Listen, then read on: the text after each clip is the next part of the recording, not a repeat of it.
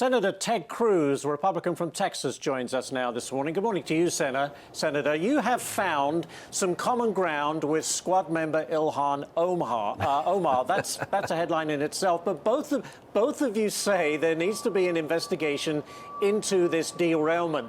Will you be able to get answers from Secretary Buttigieg? Look, I certainly hope so, and we need to hear answers. What happened in East Palestine is unacceptable. We should not have American cities that are lit on fire with a disaster, and for the residents there dealing with the health hazards that have come from this, that's unacceptable as well. And so my staff is in close consultation with the NTSB that is doing an investigation into the accident. I'm the ranking member on the Senate Commerce Committee that has jurisdiction, among other things, over transportation. And I got to say, Secretary Buttigieg has been nowhere to be found on this issue. It really is a remarkable thing that he hasn't gone to East Palestine to see what happened there. He hasn't come to Congress to explain what happened. For whatever reason, the secretary seems to fill his days with politics. I know he's got aspirations, but he actually has a day job. He has a job he's been appointed to do that is incredibly important, and we need serious leadership focused on why this derailment happened and what common sense steps can be taken to prevent it from happening again. I want to switch the conversation now, if we can, Senator, and talk about social media. You recently spoke with Elon Musk about the future of Twitter. I'm fascinated to know, what did he tell you? Well, listen, he's come in and taken over Twitter, and it is consuming much of his day. He's practically living at the office.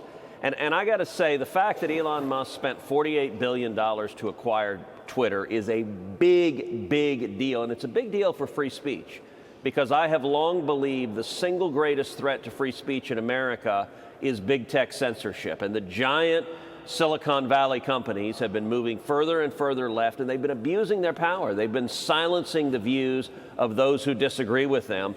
And I think we need to return to an environment that allows free speech, that allows everyone to speak. If you disagree with someone, great. Stand up and say why you think they're wrong. Don't just use monopoly power to silence the views you don't like.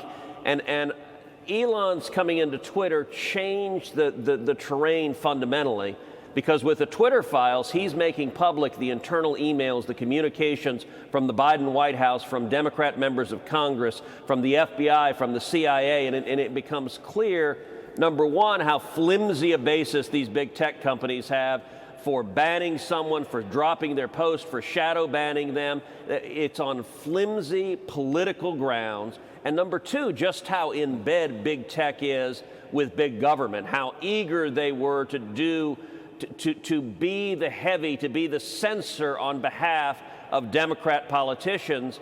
And the fact that Elon has gone open kimono at Twitter, it's changed the terrain for the other big tech players, for Google, which owns YouTube, for Facebook, for TikTok, because there's every reason to believe all of them are doing the exact same thing. And so I've launched an investigation as the ranking member of the Senate Commerce Committee into big tech censorship, where we are going to be devoting real-time energy and resources to examining, to documenting the abuses, the censoring, the silencing, to bringing sunshine and transparency, and hopefully to bring real accountability to this attack on our free speech rights.